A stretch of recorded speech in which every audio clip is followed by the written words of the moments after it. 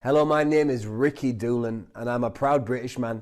I'm also a businessman, and as any businessman, I represent my interests. I want to say this to you. I love Zimbabwe. It's dear to my heart as a nation and as a people. But I am a British businessman and I don't apologize for being that. However, I'm so disappointed that a good man who is passionate about Zimbabwe is being penalized by imperialist-funded affiliates of Al Jazeera simply for trying hard to help fellow Zimbabweans. Firstly, I want to lay some facts down. Fact: fake news media is rife and it's so active that you can never believe a narrative that mainstream media is pushing, especially one that is state-funded like Al Jazeera. Another fact: the documentary that's circulating right now is brutally edited to portray a false narrative. I'm not a gold dealer, and I never have been. So what they're pushing is a false narrative. Another fact: these fake journalists, business people, they approached me with the now known to be a false proposal, of course, of building a $1.2 billion hotel in Victoria Falls in Zimbabwe, which would have been an outstanding achievement for the nation and its people, whilst it would have also lined up with Ambassador Angel's mandate of increasing the brand of Zimbabwe. They are presenting this documentary like it's a secret investigation, yet it wasn't a secret investigation. I know it, and the other people involved also know this. Yes, they placed cameras in certain angles that made it look like it was without our knowledge, but there was a prior conversation minutes before where we talked about them filming a few minutes of our conversation to tell their bosses and show their bosses this was a legitimate negotiation taking place. So we therefore thought that they'd tell us when, but now we realize that their real intentions were to record the president of Zimbabwe, but that plan failed. When the doubts were confirmed that these fakers might not have been having real intentions, the intelligence blocked them from seeing the president, whom they really wanted to see. That was the person they really wanted to see and film and record, the president. So no wonder Ambassador Angel was left in the middle with a decision to make. One, he had to make them think he was the highest person that they could have met in the country.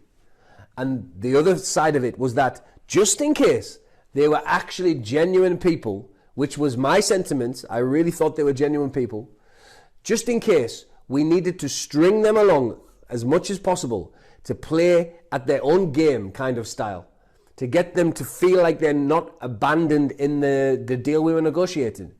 So this is why call decoys were used.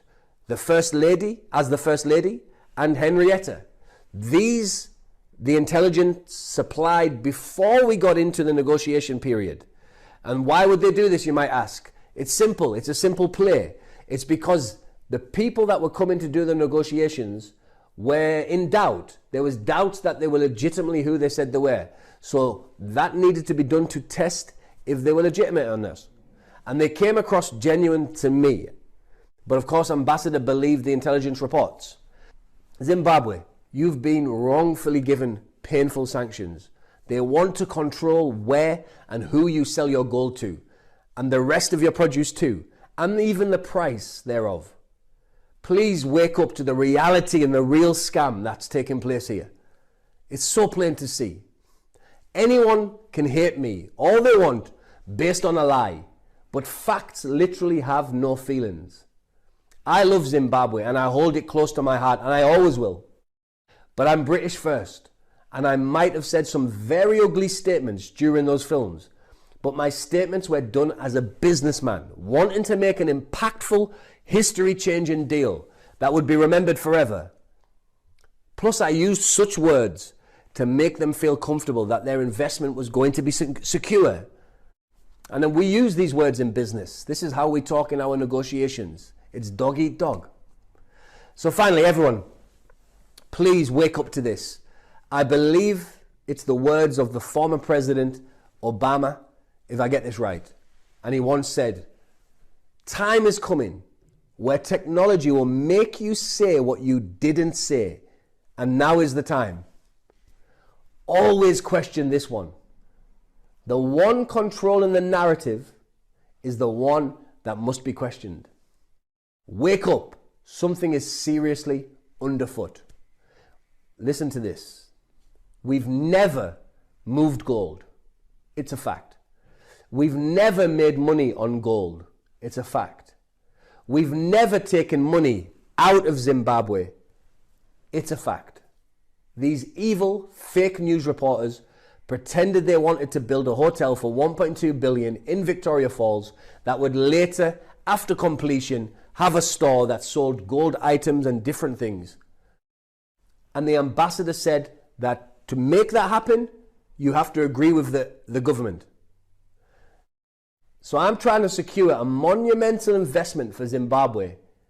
They then manufactured a series of conversations that they could draw out buzzwords that later they would manipulate in their video edit to frame us as illegal gold mafias. When the truth is, they are the real mafia.